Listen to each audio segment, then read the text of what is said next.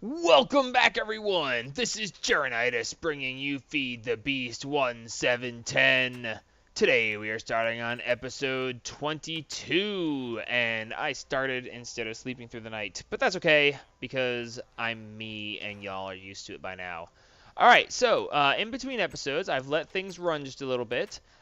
Things have progressed rather quickly, actually. Things had to be changed up. We got to a full barrel full of wood pretty quick. It actually only took about 2 hours with things set up the way they were, and I already had backstock. So I put this diamond chest off the end to catch any excess. Poisonous potatoes and oak wood, excellent to have extras of. However, one of the things I want to do right now, real quick before, hey, yeah, how you doing, buddy?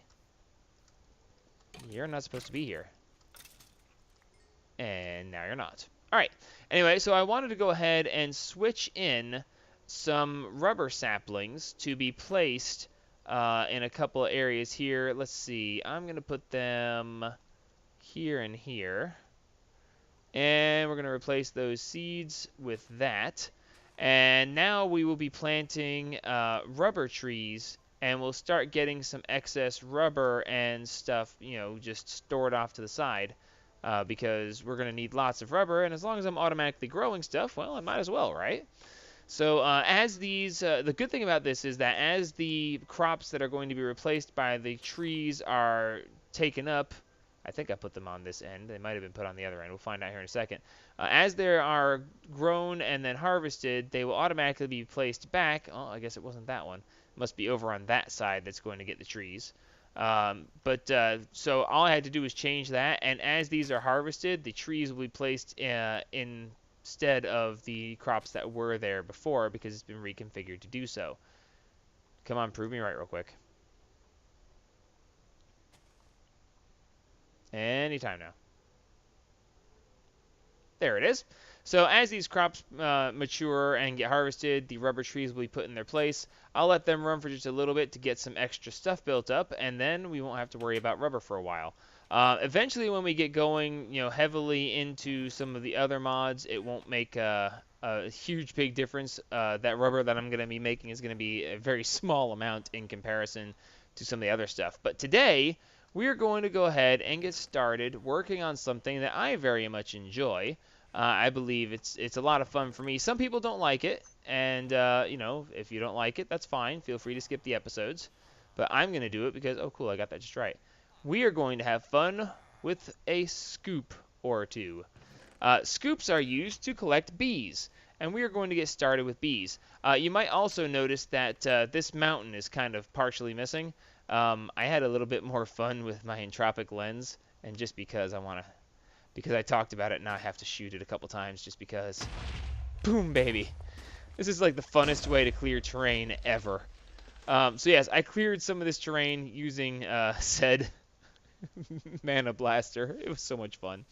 Anyway, this section over here is where I'm going to be putting my bees, and we're going to go ahead and do a basic bee startup. When you're starting out with bees, one of the first things you have to do, obviously, is make a scoop. And as I showed you, a scoop is just a piece of wool and 6 sticks. Okay? Once you have the scoop, you're going to want to go looking around the world. And as you can see here, I've marked on the radar a couple of the hives. Let's see. I should be able to just look up hive. And here you can see all the various hives. Ooh, that's a new one. Hive block. Oh, no, that's from Biomes Planning. Never mind that one.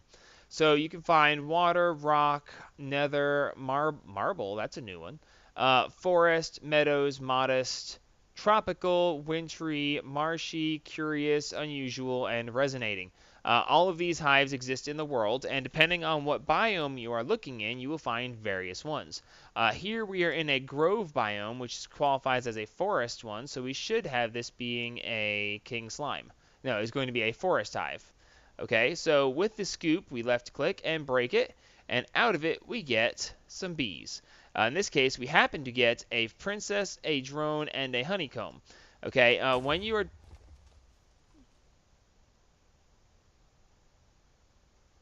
What that was, probably a creeper plant seed.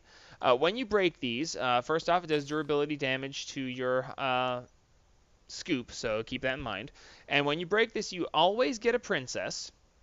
And then you have a percentage chance. I don't know what the percentage actually is, but you have a chance of getting a drone and a honeycomb. You will always get a princess, but you won't always get a drone, and you won't always get a honeycomb.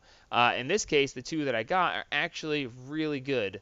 It's very nice that we got a princess and drone out of both of those. So now that we have a couple of these, and I'll spend some time off camera here in just a minute going out and finding more bees and gathering up resources for those. But before we do any of that, I'm going to get my first set of bees started running so that they can be running while I'm out gathering more bees. Okay? When it comes to running your bees, when it comes to having your bees function, there are basically three different ways that you can run your bees. Okay? The first one is a bee house. Okay? And this is the one we're going to start with because it's the only one that we can actually make right now. The bee house basically is just some wooden planks, some wooden slabs, and any kind of comb. Well, luckily, and I was hoping that we were going to get at least one comb, but we got two, which makes it even better. We can get two combs out of those hives. So what we're going to do is we're going to go ahead and put a couple of these together.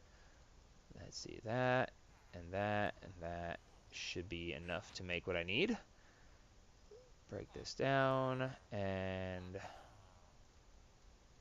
okay, I only got enough for one.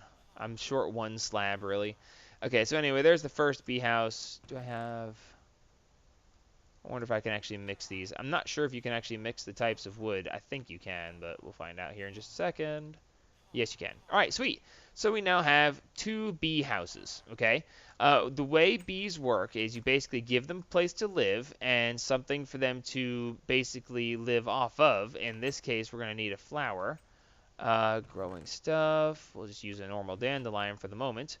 And we should be able to get these started. Now, when you're looking for a place for your bees to live, first you need the house, okay? And I'm going to show you something real quick right here. We're going to place one of these here and one of these over here where the grass is a different color, okay? When you place your bee house, you can look in here. You have a slot here for a princess, and this is a slot for a drone. This bar right here is the health bar that will fill up once you have a queen in place. And over here are the 7 slots that your products that the bees produce can be left, are left once they're produced, okay? Over here you have a couple of tabs. Here it's showing that you have a problem. There's no queen. You need to supply this hive with a queen or a princess and a drone, and that will make a queen, as I'll show you here in just a second. The more important thing here is this, okay? Your climate. Different bees like to live and work in different climates, so the climate you are in is very important. In this case, our temperature is normal, which is good. Our humidity is arid, and I don't like arid. Not very many bees will work in an arid environment, okay? So the combination of normal and arid is not something that I desire. Choosing your biome, see, it says right here. And by the way, this little tooltip changes from time to time. So it says bees will only work in biomes that suit their species. Use your beealyzer and habitat locator to find out in which. Okay, and we're going to get into that in just a minute because later on in the episode we're going to make a beealyzer as one of our beginning things. Hopefully, well, I hope I'll be able to make it, no problem. Whether we'll be able to use it or not, that'll be a whole other thing because beealyzers require a specific product that bees make in order for them to function. So since I don't like this being here in this, we're going to go over here. When the grass changes color, most of the time that shows a change in biome. So when we right click this one and we look, here we have a temperature of normal and a humidity of normal. Okay, how 80% humidity is normal, I have no idea, but anyway, that to me would seem like it's a bit on the thick side, air being thick with moisture. Anyway, so we're going to go ahead and put these here, and we're going to go ahead and put the flower. Actually, no, we're not going to place the flower yet. We're going to leave these guys without a flower so I can show you guys how that works. So we shift click or just click in, and you can put the princess and the drone here, and they will come together and make a queen. Okay, now you can see the little particle effects coming out, and it shows that the bees are going out and they're looking for a flower for which they can live off of, okay, because they won't be able to live if they don't have a flower to get pollen from. All right, now here in just a second, these particles are going to stop, and the reason that is because it's going to realize that there are no flowers for it to work with. Now, once it realizes that, you'll see this little tooltip pop up, and it says right here, no flowers. It says hive members are not finding the right flowers, or in this case, any flowers at all, because I didn't give them any. Okay, so I'm going to go ahead and place this flower here, and given a few seconds, this thing will then realize, hey, we've got flowers, because from time to time it checks around it to see if it has found anything that is useful to run off of. So here in just a second, you will see the particle effects start back up, and it will go to working, unless the sun sets before it can. Oh, there we go. Now it's showing that things are working. All right. Let me get this other one set up. Let me go over one other thing real quick. When you look at your princess, you can see that it says Forest Princess, Ignoble Stock, Unknown Genome. Okay. The unknown genome will be filled in once you analyze it with a Bealyzer. But the big important thing is that it says ignoble stock. Okay. Ignoble stock, there are two kinds of stocks basically. There's pristine stock and there's ignoble stock. Okay.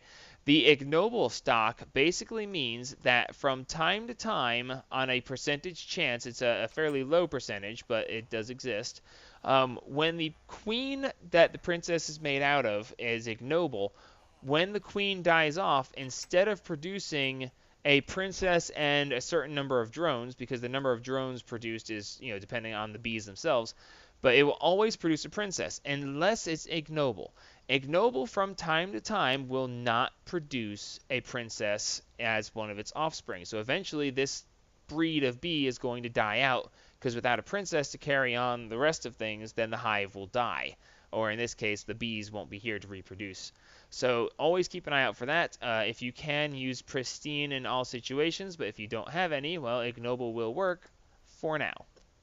Okay, one of the things that you can do to make it so it's less likely to happen is to add frames into your bee enclosure. In this case, in the bee house, there are no places for frames because this is the most basic form of bee habitat. Okay, so what we're going to do now is we're going to leave these guys to run. And by the way, you notice that we now have this oxeye daisy over here that wasn't here before. When the bees are working, they work off of this flower, but because they are working, they will make other flowers appear in the nearby area. So we're actually already getting new flowers, okay? So we're going to go ahead and let these guys run. I am going to have to put myself together because when I'm going out looking, I'm going to go out looking for a while, and I am going to need another way to bring things home since I don't have an auto sorting system yet. I am going to make myself another golden bag of holding, and as you remember, that's just a couple pieces of wool, a gold block, a diamond, a chest, and 2 gold ingots. So I'm going to go ahead and make another one of those, and I'm going to go out and see what I can do to break all of these scoops by getting a whole bunch of hives. Okay, I'm also going to visit the nearby villages and steal all of their bee stuff, and maybe even snag a bee villager or two if they have the right kind of bee villagers that I want. So we'll be back. It's going to be a little bit. I'm going to walk around and find a good many bees. But we'll be back, and we'll have some more of these, and we'll get into some more aspects of beekeeping. Be back in a minute.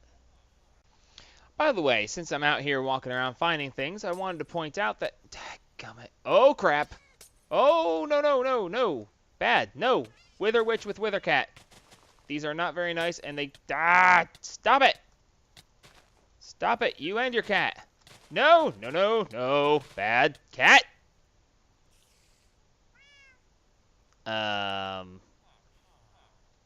That was unexpected. Alrighty, give me just a second. So yeah, that was a wither cat. Beautiful as that is. I went home, I slept through the night and walked back out here now, and yeah, that was a wither witch along with her wither cat. Thankfully, I think the wither cat's gone. That was not exactly preferred, but that's okay. Wither witches have their own little familiars that they keep with them, known as wither cats. The wither cats, basically, if you attack their mistress... Oh, cool. That was actually... How did that even happen? That was pretty cool. Only off by 1. Nice. Anyway, so the wither witches have wither cats with them, and the wither cats look like normal cats until you bother their witches, at which point they are no longer happy with you. So... yeah, that's a thing.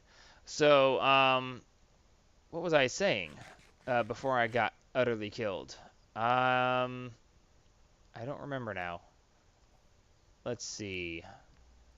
Oh yeah, that's right. I was trying to tell you guys that there is when you're going out looking for these hives. Well, from where I was standing, which was I think on top of this tree right here, you can see that there's a hive right there in the distance, and the hive there in the distance was glowing because it was night. So going out hunting these things at night is a good way to find them because they actually give off a source of light. So yeah, I was wanting to show you guys that, and for reasons that you need not to.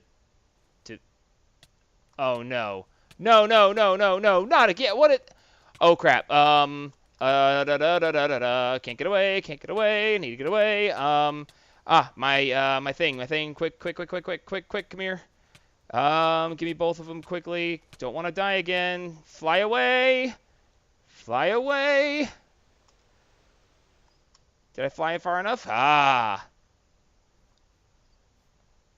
Okay.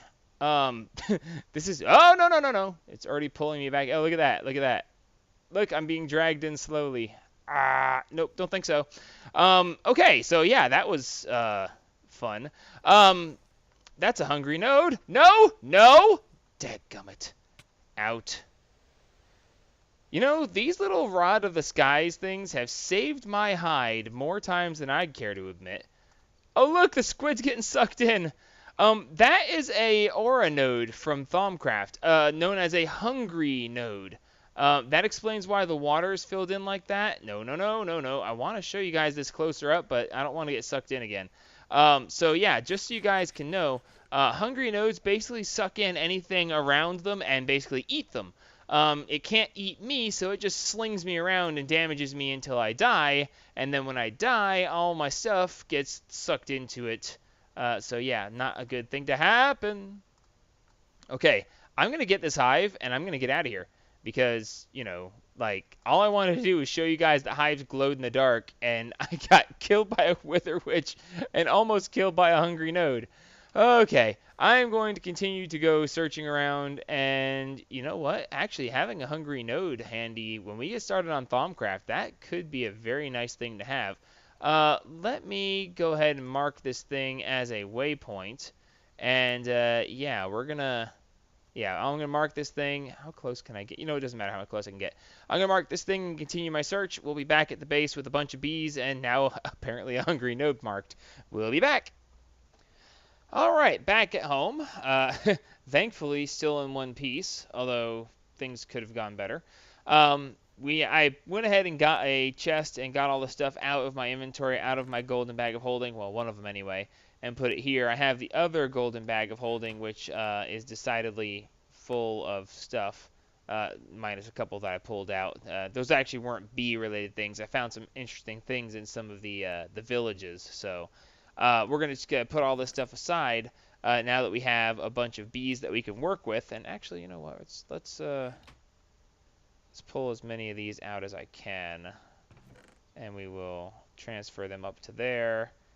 That way we have plenty of bees to choose from for what we're about to do. All right, so anyway, now that we have the bees here and put together, was that one? It was that one. No, of course I can't put that in there. There's no space.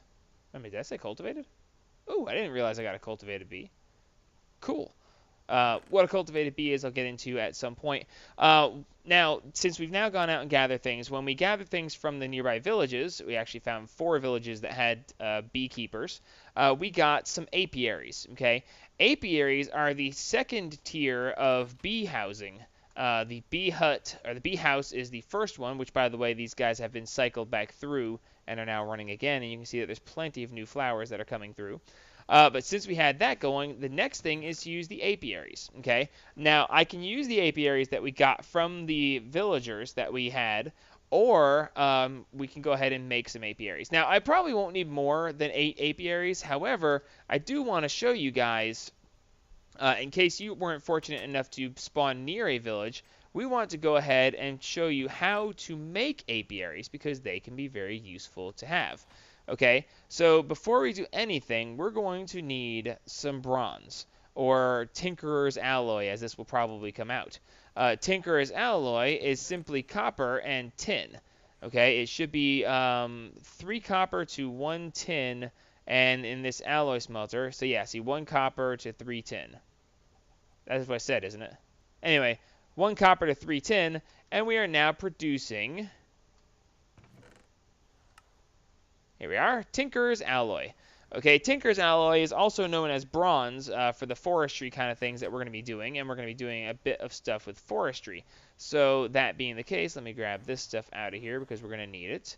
And we're going to go ahead and make a couple of machines from forestry. Okay, the first thing we're going to need is going to be called the Carpenter. Okay, the carpenter is from forestry. It's used to make several very interesting things. And the carpenter is simply some bronze, otherwise known as Tinker's Alloy, since that's what we're getting out of the Ender IO machines. It is bronze, some glass, and a sturdy casing. The sturdy casing is just more bronze. Okay, so we're definitely going to be using a good bit of bronze here. So I'm going to go ahead, and since I actually happen to know that I'm going to be using quite a few of these, because we're going to make a bunch of these machines, I'm going to go ahead and make 8 sturdy casings, since we still have plenty of Tinker's Alloy. Okay, for our basic setup, we're going to be using 2 carpenters, so I'm going to go ahead and make 2 of them. Now, I'm going to leave these pieces in here because the sturdy casing and the glass are going to be used in the same configuration to make a couple other machines. And as long as we're standing here, we're going to go ahead and make those. One of the other ones we're going to need is the centrifuge. Okay, the centrifuge is basically the same setup, but instead of bronze, we're going to use copper. Okay, so we're going to go ahead and grab some copper. We should need 6 pieces, and that should be fine. We're only going to need 1 centrifuge for now, although later on, when we get more advanced in beekeeping, we're going to be making more than that. And the last thing we're going to need is going to be a squeezer. Okay, and the squeezer is going to be the same thing again, only with tin instead of copper or bronze. So 6 pieces of tin. And that should go ahead and get us our squeezer. Awesome. So now we can take these out. I will use the rest of this stuff soon because, like I said, I'm going to be doing a lot of this stuff and with a lot of bees. If you've watched any of my previous seasons, then you might know what's coming, and that's all fine. But if you haven't, then this should be a pleasant surprise. Okay, I have decided that over here is where we're going to set up our forestry stuff, just for starters. We're going to be using it a lot further, and yeah, you can see right there where it says hungry, that hungry node over there. I'm keeping that sucker marked. I also happen to find a magical forest and a desert, and if you look, that desert is 1,800 meters away. If that gives you an idea of how far I went looking for bees. I did just go in that direction and come back. There's still plenty of terrain that I didn't explore, but, you know, I like to go one direction for starters. Don't have to cover the same ground multiple times. So anyway, I went ahead and dug out over here. We're going to go ahead and use that. Oh, hi. You're not supposed to. What is it with you guys and being down in there? You're not supposed to be there. Don't you dare.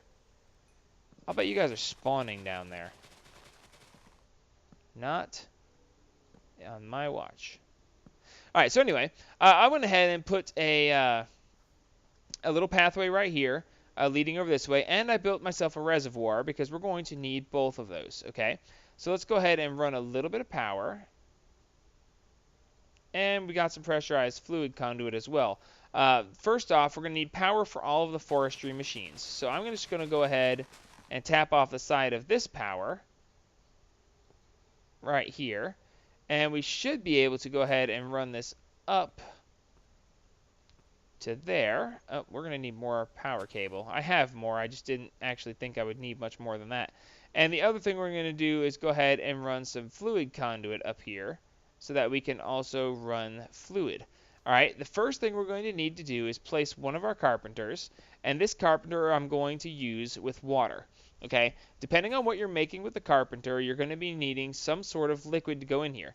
Here it shows that you can use turpentine. Okay, turpentine's a new one. Seed oil, water, honey, and creosote oil. I have no idea what turpentine is used for. That's new. I haven't looked that one up yet. Nor had any experience playing with it. But what we're going to be doing with this one, we're going to be using water. Okay, and since we have our reservoir down there, let me go ahead and, if I can reach it, there we go. We should be able to shift right click and it puts that into auto export mode. So now we are exporting water all the way up here, and we should now see, if you look at the front of this, by the way, if you see that, oh no, it should be showing. It normally shows when there's water. Oh, there it goes. On the left side, it shows that it's full, as opposed to this one not showing anything at all because it's not full. Okay, so just to let you know, that's how it shows you. It was a little bit delayed in showing it, but that's okay. And the other thing that we're going to put in next is going to be the centrifuge. And we're going to go ahead and put that one next to it. As you can see, neither of these have an actual power bar. It doesn't show it in here if there's power. But if you look at the tooltips from from Wayla, what am I looking at the top? It shows this has 4,000 RF and this one has 5,000 RF. Okay, so while we go ahead and lay out the rest of this, I'm going to go ahead and lay out, oh hey, look, we got plenty of these, 51 combs, heck yeah, I didn't realize I gathered that many. But we're going to go ahead and put the combs in the centrifuge. The centrifuge will process the combs and give you products from the combs. In this case, we got a honey drop and some beeswax, same again, and depending on what the comb is, determines what are the possible things you can get from it. So we're also going to need a carpenter and a squeezer for here. So let's go ahead and grab at least 2 more pieces of energy conduit. I should have some more. And there we go. Grab 7 pieces. Because I'm ultimately going to be laying this out a little bit further. And, oh, I wonder if I grabbed that. Yeah, do I have more fluid conduit? Yes, I do. Awesome. And I'm going to go ahead and put the fluid conduit down here as well. Now, to configure this fluid conduit, I'm going to need to chop in a little bit here so I can access it from underneath. But we're going to go ahead and put the squeezer next. And we're going to go ahead and put the carpenter right next to it. No, I said right next to it, not in front of it. Excellent. All right, so the squeezer, what we're going to squeeze are seeds, okay? We should be able to grab a couple more stacks of seeds, which, by the way, is one of the main reasons I've been planting wheat so much, is because I knew I was going to need a bunch of seeds. Okay, these seeds are being squeezed and they're producing seed oil. Okay, you get 10 millibuckets of seed oil per seed, which is not a whole lot, and I need to sleep through the night before something else jumps out and kills me. Things have got it out for me this episode, I swear. Anyway, so we're producing seed oil now, and we're going to be using that seed oil to make something that is necessary for the next piece of this. Alright, so let's see. Right, the carpenter. We need to configure this real quick. Basically, we're producing seed oil here, and we want to, let's see, shift and roll over until we just get the fluid conduits. Thank you. Shift left click, and we're going to do this to extract always active. So now we're extracting the seed oil that's being produced here and piping it over into the carpenter, and the carpenter is now starting to fill with seed oil. So we can go ahead and leave that running as it is there. So now that we have seed oil being produced and put into the carpenter, well, we're going to go ahead and use the carpenter to go ahead and make a couple things. Let's grab a little bit of our excess wood here, and we're going to get this thing started making. We're going to put the oak wood in a pattern like that, and it's now going to show, you notice that it didn't take the oak wood from here. This isn't actually items. This is just a pattern being laid out. The items go in these rows down here, and it will take from these rows and make the stuff. Here, it's going to make an impregnated casing from forestry. Okay, so when we put this up in here, it is going to go ahead and go through that. Now, it is going to use 250 millibuckets per impregnated casing. So, as we see here, we have 420. We might get to 430. Yeah, there we go. And it drops down, and it used 250 millibuckets. And we're going to go ahead and leave that to run.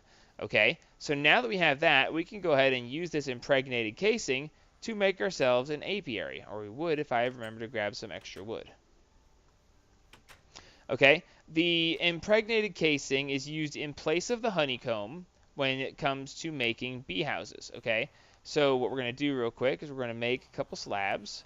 And we're going to put the slabs in like we did before when we made the bee house. But in this case, we're going to put the impregnated casing in the center instead of the comb.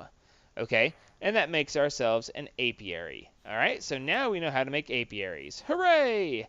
So, making the apiaries, let's go ahead and put this out here real quick. We're going to run out of time in this episode to... No. Anyway, we're going to run out of time in this episode to do any kind of major stuff with this, but let's go ahead and at least put this thing out and show you guys the differences between the apiary and the bee hut.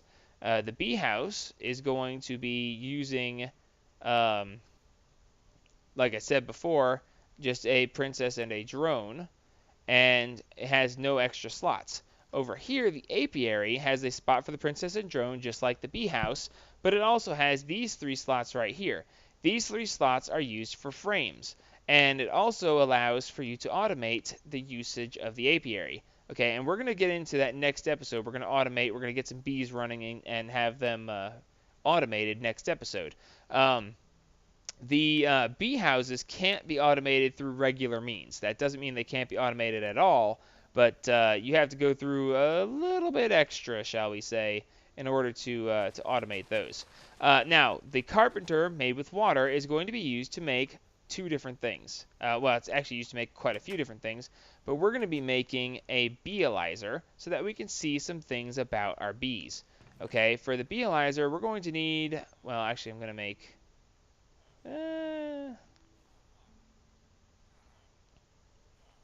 yeah, it should be fine. I'm actually going to bring extra stuff that I don't necessarily need right now, but we're going to get into that next episode. So I'm going to bring some extras so that I have them for next episode.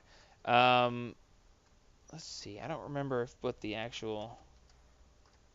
The beealyzer requires tin. Okay. It is tin. So we're going to need 4 tin for the beealyzer. Alright, so what we're going to do is come out here, lay this pattern out just like we did for the impregnated casing.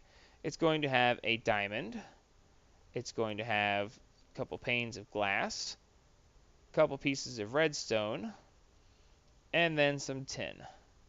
And as we lay it out, it shows us over here that it is making a beealyzer. The beealyzer will use, I don't know how much water, it doesn't matter, and water is infinite, but it's going to go ahead and make the beealyzer. And once we have the beealyzer, then we'll be able to use the beealyzer now that we have honey drops. Beealyzers use the honey drop to analyze your bees, okay?